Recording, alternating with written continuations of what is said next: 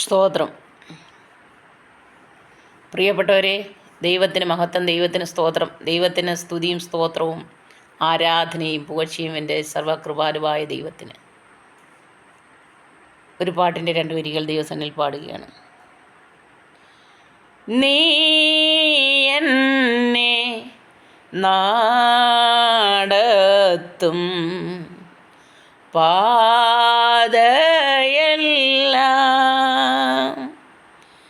വിണ്ണെത്തും ഏണി പോൽ പ്രകാശമാം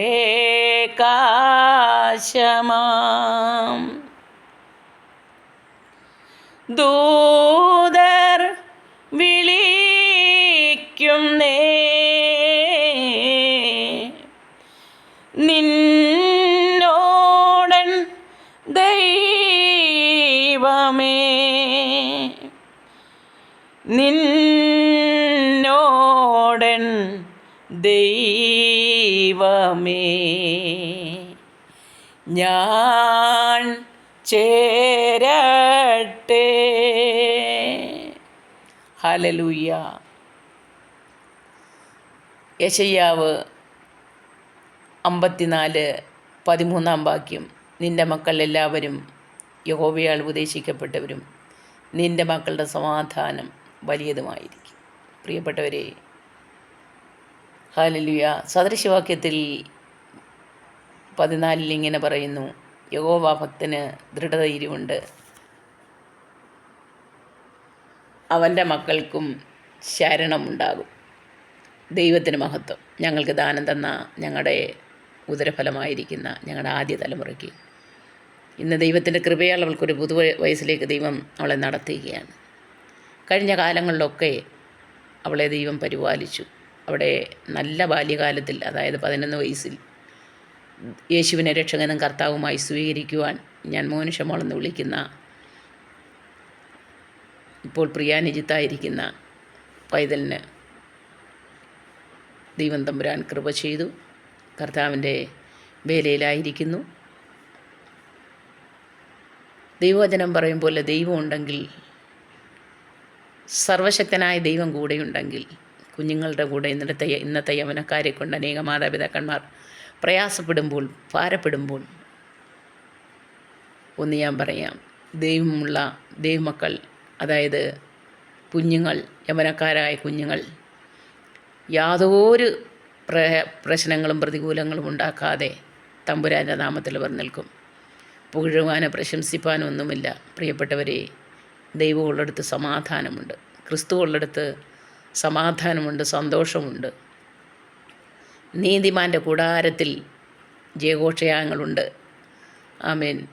ദൈവത്തിൻ്റെ വചനം അനുസരിക്കുകയും ദൈവ വഴി നടക്കുകയും എന്നല്ലാതെ ഒന്നും പറയുവാൻ നമ്മുടെ ജീവിതത്തിലില്ല.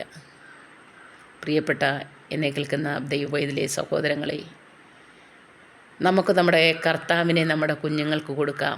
അനേക കുഞ്ഞുങ്ങൾ വിദ്യാഭ്യാസമുണ്ട്, നല്ല നന്മകളുണ്ട്, ജോലികളുണ്ട്, എന്നാൽ സമാധാനമില്ല. കുടുംബജീവിതം നഷ്ടപ്പെട്ട് കുടുംബത്തിൽ സമാധാനമില്ലാതെ പലവിധമായ പ്രശ്നങ്ങളും പ്രതികൂലങ്ങളിലുമായിരിക്കുമ്പോൾ നമുക്ക് നമ്മുടെ കുഞ്ഞുങ്ങളെ ദൈവമുള്ളവരായി വളർത്താം.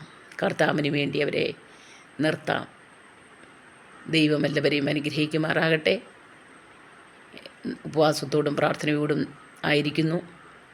പ്രത്യേകിച്ച് കഷ്ടത അനുഭവിക്കുന്ന എൻ്റെ സഹോദരങ്ങളെ, നിങ്ങളെ ഓർത്ത്, ജലപ്രളയത്താൽ ഭാരപ്പെടുന്ന ദേശങ്ങളെ ഓർത്ത് ഒക്കെ ഞങ്ങൾ പ്രാർത്ഥിച്ചു കൊണ്ടിരിക്കുന്നു. വീണ്ടും ഞങ്ങളുടെ പ്രാർത്ഥന നിങ്ങളുടെ ജീവിതത്തിലുണ്ട്. സർവശക്തനായ ദൈവം എല്ലാവരെയും അനുഗ്രഹിക്കുമാറാകട്ടെ. ദൈവത്തിൻ്റെ കൃപ കൊണ്ട് നിങ്ങളെ എല്ലാം നിറയ്ക്കുമാറാകട്ടെ.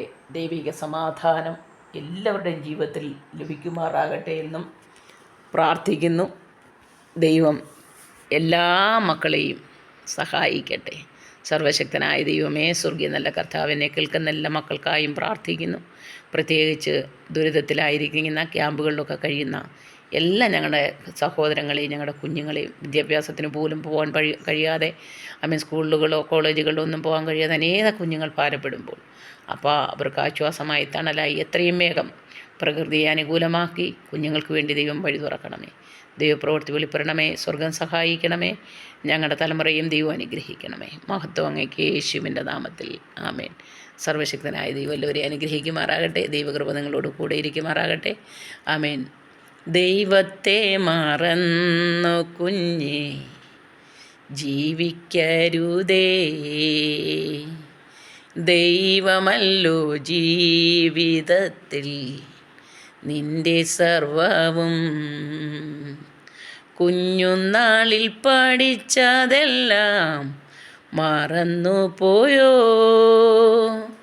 വിശ്വാസത്തിൻ ദീപമെല്ലാം അണഞ്ഞു പോയോ. പൊന്നു കുഞ്ഞെ ദൈവസ്നേഹം മറന്നിടല്ലേ, ദൈവമല്ലാതാരു നിന്നെ രക്ഷിക്കാനുള്ളൂ. അതെ, ദൈവവേദലായി ദൈവത്തിന് വേണ്ടി ശോഭിപ്പാൻ പ്രിയപ്പെട്ട കുഞ്ഞുങ്ങളെ നിങ്ങളെ ദൈവം ഇടയാകട്ടെ. കർത്താവ് എല്ലാവരെയും സഹായിക്കുമാറാകട്ടെ. God bless you all.